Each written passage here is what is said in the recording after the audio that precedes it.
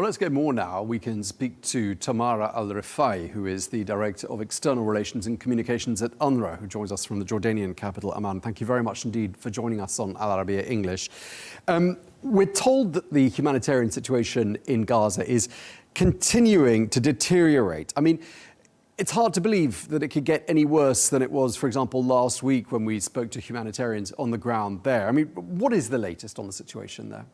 The latest is that mass movement continues as people get forcibly displaced from Gaza City, from the north of the Gaza Strip.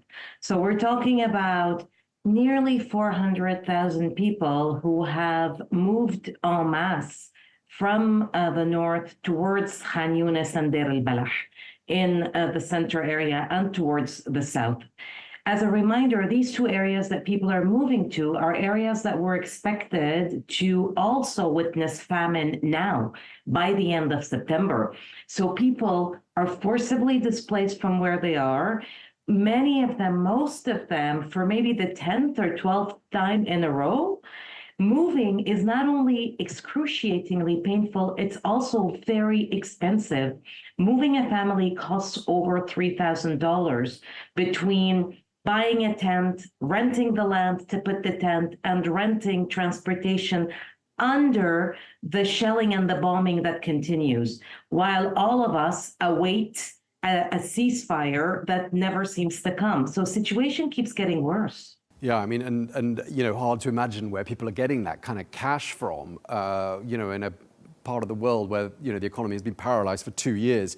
We heard from the head of UNRWA, who described the situation there as, quote, absolutely unbearable, hell in all its possible facets. I mean, just tell us a bit about what your staff are telling you on the ground, because I gather you got 12,000 operatives on the ground there in Gaza, is that right? Yes, and that's a miracle. It's a miracle that UNRWA, with its 12,000 staff, remains the largest operating humanitarian agency in Gaza. But our staff are like Gazans, so they're also on the move. They move from one place to the other, and when they get to the next place, they set shop again. They manage a shelter. They give medical consultations. They help pump clean drinking water to distribute in the shelters.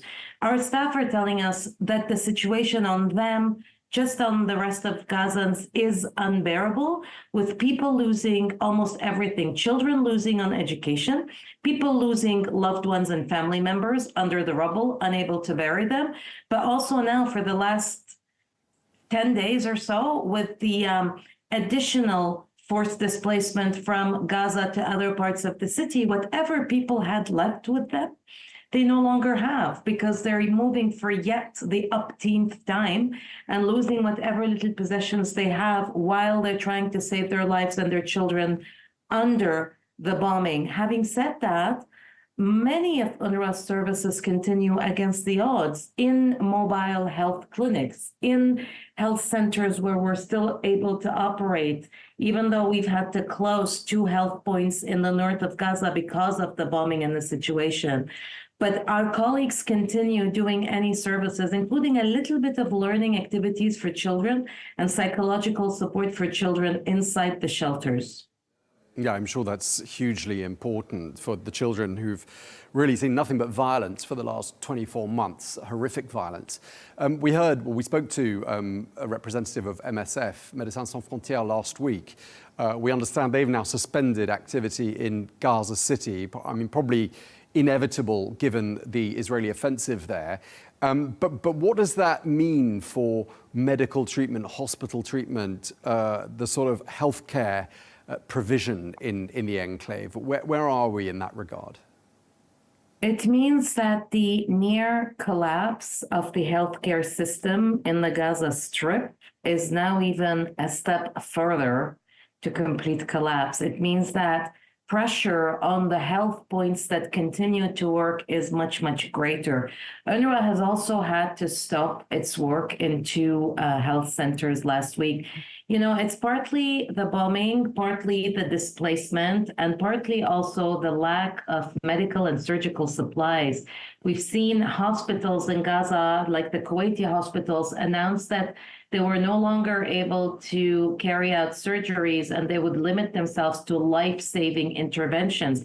That is due to the lack of supplies. And the lack of supplies is due to the Israeli authorities blocking the entry of food, medical supplies, and other essential supplies to the Gaza Strip, which means that even with UNRWA's medical staff that are trained on public health care, even if they remain available, they're running short of what they need, the most basic things, painkillers, gauze, to treat patients.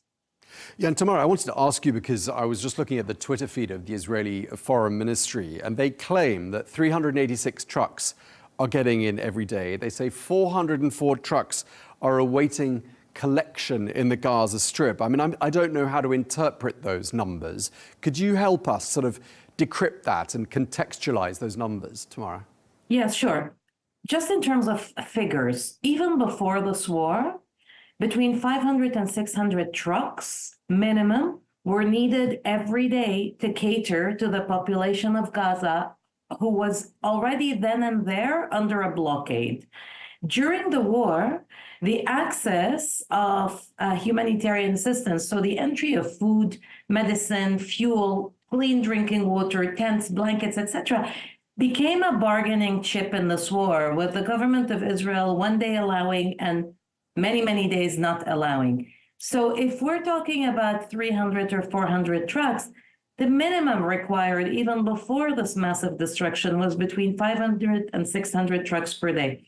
Now, what's really awaiting are around 6,000 trucks of UNRWA full of supplies from our warehouses in Egypt and Jordan, if UNRWA, the largest aid agency, hadn't been blocked from the government of Israel from bringing our supplies in. That is what's waiting. However, if there is some supplies that have arrived into Gaza from a crossing and is still waiting to be picked up, it's waiting because the process of clearance and getting permits for the UN and aid agencies by the government of Israel is such a cumbersome process that it can take up to several days for the UN to be able to go and collect what has come from the other side. That is where the blockage comes from. Right. So this, what is touted, it would appear, as an achievement of 386 trucks getting through is basically Israeli Foreign Ministry saying half as much of what's actually needed on a daily basis is getting through. Is that roughly what it means? That is very much what it means, indeed. So there is nothing to hail, really. There will be something to hail when the border crossings are open, when humanitarian assistance, food, medicines, tents, blanket, fuel are flooded into Gaza, and mostly there will be something to hail and celebrate once there's a permanent ceasefire, which is what the international community has been calling for. Right, we're going to come on to diplomacy in just a moment because I want to get your views on that just briefly. I know it's not exactly your area. But before that, I just want to ask you, sticking with this issue of food and supplies that aren't getting through, what do you make of this argument that we get told time and time again by representatives of the Israeli government that one of the reasons they don't want food coming in large quantities is because Hamas steals it? What do you make of that argument?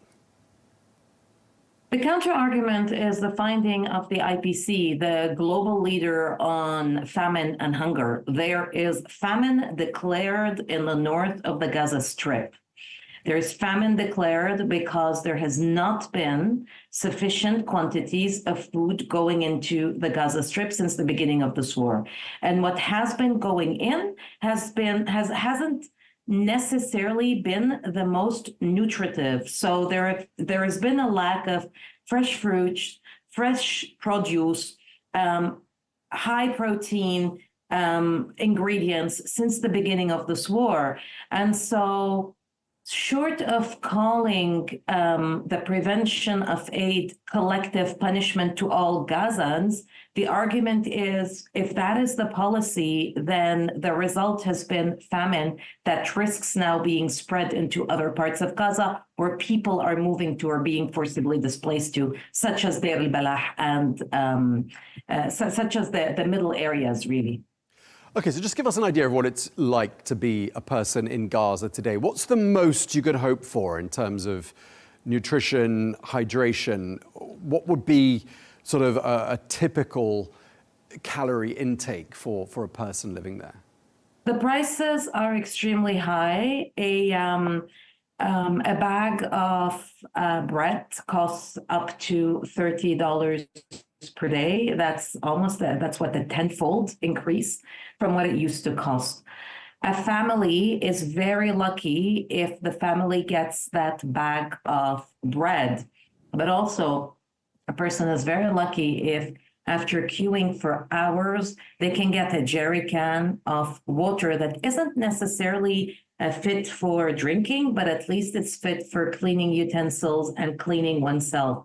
So every aspect of a Gazan person's life today, especially since the collapse of the ceasefire, every aspect of their life is punctuated with pain, loss, deprivation, hunger, but mostly lack of safety. So the best, to your question, that a person can hope for is not to lose more people from their family. Now, I wanted to ask you, there's a leaked report which outlines the 21-point peace plan that President Trump is going to be discussing, we understand, later today with Prime Minister Netanyahu. UNRWA gets a mention. It seems like it's expected that UNRWA will be involved in Gaza's future once the hostilities succeed. I say involved in a formal way, recognized by the signatories of that deal, if indeed Israel is one of them. Are you optimistic by any of the reports you've been hearing? We've been hearing all kinds of reports, and our position has been consistent. UNRWA is the backbone of the humanitarian response in Gaza because we are the largest with the biggest number of staff, the biggest number of warehouses, the deepest experience within the community, the deepest knowledge of Gaza. But also, UNRWA is very much intertwined with the history of consecutive displacement of Palestine refugees, having registered, recorded all the names of those who have been displaced now for generations. Now, UNRWA also is the provider of public-like services, including education and healthcare. We act kind of like a government, kind of like the public sector. Once there is a ceasefire, inshallah, in Gaza, the only agency or entity that's able to roll out almost immediately emergency education and emergency healthcare will be UNRWA, while other public-like services come back into the picture. We're truly irreplaceable, and that's probably the reason why after months of vile disinformation against the agency in an attempt to undermine us, all of a sudden there's a resumption of mentioning of UNRWA as the irreplaceable UN agency in Gaza and for Palestine refugees in the region. Okay, and just lastly, we haven't heard about the Gaza Humanitarian Foundation for a while. When they first started operating back in May, they were in the headlines daily for sort of all the wrong reasons. And I'm just wondering whether the fact that we're not hearing about them quite so much at the moment means they're getting better at distributing aid and getting aid in, or is there a case of media fatigue at work here? There's probably a case of media fatigue, and it's good we're not hearing about them because we always used to hear about them in association with the killing of people who are queuing for food. And there is a realization that a makeshift, hasty, inexperienced entity that is highly politicized cannot replace an international UN-led system. And that is why there is, again, very strong referencing of the UN and of the international system. It is the same international system at play in other humanitarian crises. So it was really a lot of time wasted trying to replace that system. Okay, well, we're going to have to leave it there. We're out of time, I'm told, but really appreciate you speaking to us. Tamara Al Rifai, Director of External Relations and Communications at UNRWA. Thank you very much indeed for your time.